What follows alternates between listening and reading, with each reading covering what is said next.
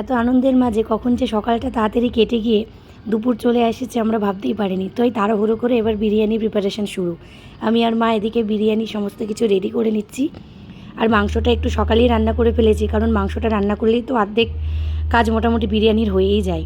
তারপর মা আর আমি মিলে ভালো করে সাজিয়ে নিচ্ছি, কারণ প্রায় তখন 2-2:30 বেজে গেছে, অথচ আমাদের এখনও রেডি হয়নি। ওই পরিবারের সঙ্গে থাকলে গল্প করলে একটু তো দেরি হয়, চলো একদিন একটু দেরি হলে ক্ষতি বাকি। তারপর মা কাকিমুনি মিলে সব বাড়াবাড়ি করছে, এদিকে সবাই খেতে বসে গেছে। এই যে সবাই মিলে একসঙ্গে খাচ্ছি, এটা আমি অনেক দিন পর পাচ্ছি, মানে সত্যি মিস হয়ে যায়। খুব ভালো লাগে আমার এগুলো একসঙ্গে সবাই মিলে খাওয়া দাওয়া। আর এদিকে আমার আরেক দাদা, তাকে তো সকাল থেকে বলা হয়েছিল, সে আসেইনি, সে আবার রং খেলে চলে এসেছে। ব্যাস আবার কি, আমরাও স্নান টান করে উঠেছি, কিন্তু বাধ্য হয়ে আমরা আবার রং খেললাম। আমরা খুব একটা রং যে খেলি তা না, ছোটোবেলায় তো খুবই খেলা হতো আমাদের বাড়িতে, কিন্তু বর্তমানে আর এখন আর হয় না সেরকম।